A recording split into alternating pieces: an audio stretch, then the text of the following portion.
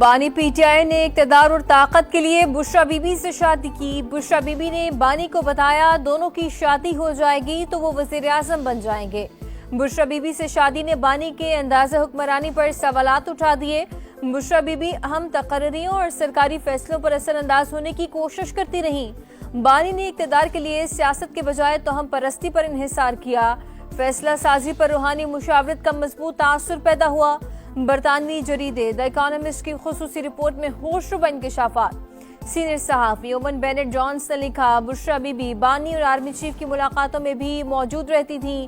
حساس ادارے کے افراد مبینہ طور پر معلومات بشرا بی بی تک پہنچاتے تھے۔ ان کی اجازت کے بغیر بانی کا طیارہ اڑان نہیں بھرتا تھا۔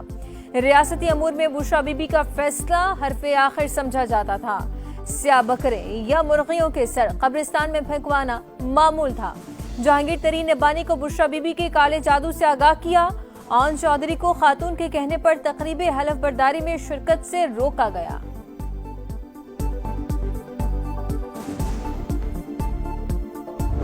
بشرا بی بی نے جو کیا ابھی تو صرف 10% شائع ہوا۔ صحافتی اصول اور قانونی تقاضوں کے باعث 90% مواد تو سامنے ہی نہیں لائے۔ برطانوی جریدے دی اکانومسٹ کی رپورٹ کی شریک مصنفہ بشرا تسکین کی سما سے خصوصی گفتگو، کہا بانی پی ٹی آئی پر خاتون کا مکمل کنٹرول تھا۔ 25 کروڑ عوام پر مشتمل ایٹمی ملک کو جادو عملیات کے ذریعے چلایا جاتا رہا۔ بشرا بی بی حکومتی فیصلوں، تقرر و تبادلوں سمیت ہر کام پر اختیار رکھتی تھیں۔ سیاسی تجربے کی کمی کے باعث وہ جلد ایکسپوز ہو گئیں۔ بانی پی ٹی آئی کے فیصلوں کے پیچھے جھوٹ اور بہتان کا پورا نظام۔ دی اکانومسٹ کی رپورٹ میں حقیقت کھل کر سامنے آ گئی۔ بشرا بی بی حکومتی فیصلوں پر اثر انداز ہوتی تھیں۔ وفاقی وزیر اطلاعات عطا اللہ تارڑ کی میڈیا سے گفتگو، کہا بشرا بی بی نے روحانیت کا لبادہ اوڑھا ہوا تھا، تمام معاشی اور سیاسی فیصلے کرتی تھیں۔ عثمان بزدار کو بھی ایسے ہی وزیر اعلیٰ لگایا گیا۔ برطانوی جریدے نے روحانیت کی آڑ میں شیطانیت کا پردہ چاک کر دیا۔ بانی جعلی طریقے سے بشرا بی بی تک پہنچائی جانے والی معلومات کو روحانیت سمجھتے رہے۔ 4 سال تک کوش اور پیرنی نے بانی کو بے وقوف بنایا۔ وزیر اطلاعات پنجاب اسما بخاری کا رد عمل، کہا جادو ٹونے سے جعلی پیرخانے چلتے ہیں، ملک اور معیشت نہیں۔ بشرا بی بی سے متعلق رپورٹ من گھڑت اور بے بنیاد۔ کردار کشی کی مہم مخالفین کی اخلاقی گراوٹ کا ثبوت ہے۔ پی ٹی آئی رہنما بیرسٹر سیف کا بیان، کہا بشرا بی بی کی ساکھ خراب کرنے کی ہر کوشش ناکام ہوگی۔ قربانیوں کا دور ختم ہوگا، انصاف ضرور ملے گا۔ پاکستان آرمی، ایئر فورس اور نیوی ترمیمی بلوں کی توثیق۔ صدر مملکت آصف علی زرداری نے 3 قانونی بلز پر دستخط کر دیے۔ تینوں بل آئین پاکستان کا حصہ بن گئے۔ 27ویں آئینی ترمیم کے تحت وفاقی آئینی عدالت کی تشکیل میں پیش رفت۔ 6 نامزد ججز میں سے 4 نے حلف اٹھا لیا۔ جسٹس حسن اظہر رضوی، جسٹس عامر فاروق اور جسٹس باقر نجفی کے بعد جسٹس کے آغا نے بھی حلف لیا۔ آئینی عدالت کے چیف جسٹس امین الدین نے حلف لیا۔ جسٹس ارشد حسین، جسٹس روزی خان بھی آئینی عدالت کا حصہ۔ 27ویں آئینی ترمیم کے بعد ایک اور جج کا استعفیٰ۔ لاہور ہائی کورٹ کے جسٹس شمس محمود مرزا مستعفی۔ جسٹس شمس محمود مرزا کا آئینی ترمیم کے بعد تبادلے کا امکان تھا، انہوں نے استعفیٰ صدر پاکستان کو بھجوا کر چیمبر خالی کر دیا۔ ان کے خلاف جنوری میں سپریم جوڈیشل کونسل میں ریفرنس بھی فائل کیا گیا تھا۔ ججز کے استعفوں کا سلسلہ رکے گا نہیں۔ معلوم ہے کہ مزید کون کون سے ججز نے استعفے دینے ہیں۔ ججز صرف ایک جماعت کو انصاف دیا کرتے تھے۔ اسپیکر پنجاب اسمبلی ملک محمد احمد خان کی گفتگو، کہا عمر عطا بندیال نے خود پارلیمنٹ بننے کی کوشش کی، آئین کو بگاڑا گیا۔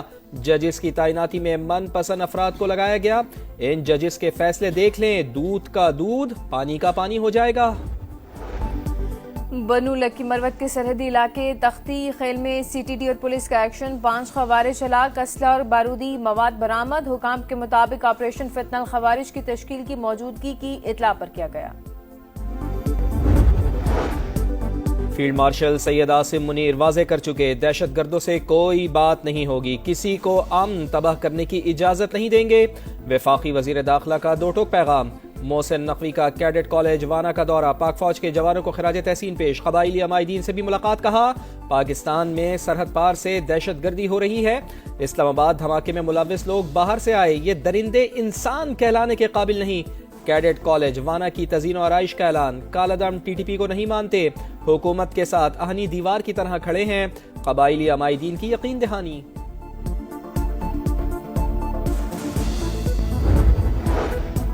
اسلام آباد جوڈیشل کمپلیکس خودکش حملے کی تحقیقات، ایک درزی بھی گرفتار، حملہ آور نے خودکش ریکٹ کچھ دن درزی کے پاس رکھوائی، خودکش ریکٹ پشاور میں تیار ہوئی، بارودی مواد بھی وہیں پہنچایا گیا، ذرائع کے مطابق خودکش ریکٹ حملہ آور گڑ کی بوری میں چھپا کر اسلام آباد لایا، 3 دن تک جیکٹ درخت کے نیچے چھپائے رکھی، مرکزی سہولت کار سے تفتیش میں مزید انکشافات سامنے آنے کی توقع۔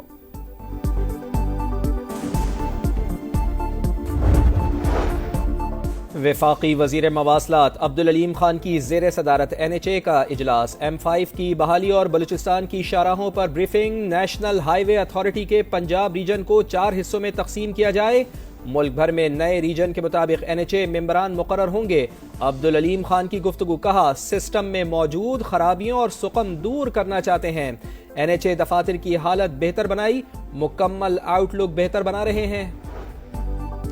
پیپلز پارٹی کی طویل مشاورت اور پلاننگ کے بعد آزاد کشمیر میں ان ہاؤس تبدیلی کی تیاری، وزیر اعظم چودھری انوار الحق کے خلاف تحریک عدم اعتماد پر رائے شماری کے لیے 27 نومبر کو اجلاس طلب، عدم اعتماد کے لیے 27 ووٹ درکار، پیپلز پارٹی کو 36 ارکان کی حمایت حاصل، فارورڈ بلاک کے 10 اور نون لیگ کے 9 ارکان PP کا ساتھ دیں گے۔ کراچی کی خواتین کے لیے اچھی خبر، سرجانی عبداللہ موڑ سے نمائش تک پنک بس سروس کے نئے روٹ کا آغاز، شرجیل انعام میمن کا کہنا ہے کہ سندھ حکومت خواتین کو سہولیات کی فراہمی کے لیے عملی اقدامات کرتی رہے گی۔ سعودی عرب امریکہ سے F-35 لڑاکا طیارے خریدنے کا خواہشمند ولی عہد شہزادہ محمد بن سلمان اگلے ہفتے امریکہ آ رہے ہیں، صدر ٹرمپ کی تصدیق، کہا سعودی رہنما سے ابراہم اکارڈ پر بھی بات ہوگی، دوسرے ملک ایٹمی تجربات کرتے ہیں، ہم بھی کریں گے، BBC کے خلاف 1 ارب سے 5 ارب ڈالر تک خرچانے کا دعویٰ کریں گے، امریکی صدر کی ایئر فورس 1 میں صحافیوں سے گفتگو۔ بھارتی میڈیا کی پھر پاکستان دشمنی، مقبوضہ کشمیر میں دھماکے کو پاکستان سے جوڑنے کی بھونڈی کوشش، بھارتی میڈیا نے دھماکے کی ذمہ داری کو نامعلوم دہشت گرد تنظیم کے ساتھ جوڑ دیا، انڈین میڈیا کے دعوے غلط، بے بنیاد اور شرنگیز ہیں، مقبوضہ کشمیر پولیس نے دھماکے کو حادثہ قرار دے دیا، بارود کے ذخیرے میں ہونے والے دھماکے سے 9 افراد ہلاک، 29 زخمی ہوئے۔ سلامتی کونسل میں غزہ امن منصوبے سے متعلق امریکی قرارداد ووٹنگ پیر کو متوقع، امریکی منصوبہ غزہ کا انتظام فلسطینیوں کے ہاتھ میں دے گا، امریکی مندوب کا واشنگٹن پوسٹ میں مضمون، عبوری مدت کے لیے امن کونسل کے قیام کی تجویز، غزہ کی تعمیر نو میں کونسل کا کردار اہم ہوگا۔ پہلے جنوبی افریقہ اب شری لنکا، ون ڈے میں پاکستان ایکسپریس جیت کے ٹریک پر، شاہینوں نے دوسرے ون ڈے میں آئی لینڈرز کو 8 وکٹوں سے شکست دے دی، سیریز میں 2-0 کی فیصلہ کن برتری حاصل، 289 رنز کا ہدف 10 گیندیں قبل پورا کیا، بابر اعظم کی ناقابل شکست سینچری، 102 رنز بنا کر ناٹ آؤٹ، فخر زمان اور محمد رضوان کی نصف سینچریاں، فخر زمان 78 اور محمد رضوان نے 51 رنز اسکور کیے، مہمان ٹیم نے پہلے کھیل کر 8 وکٹوں کے نقصان پر 288 رنز بنائے، حارث رؤوف اور ابرار احمد کے 3 شکار، شاندار فتح پر وزیر اعظم میاں محمد شہباز شریف اور چیئرمین PCB محسن نقوی کی مبارکباد، سیریز کا تیسرا ون ڈے میچ کل ہوگا۔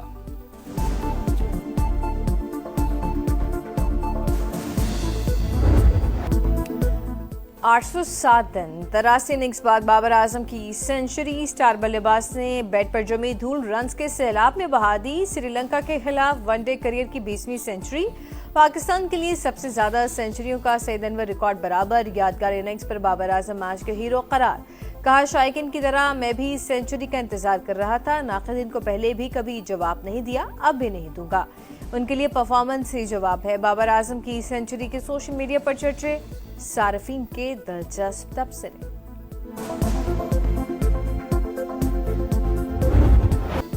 اور FIFA world cup European qualifier میں جرمنی نے لگزمبرگ کو 2-0 سے ہرا دیا، کروشیا نے فیرو آئلینڈ کو 3-1 سے شکست دی۔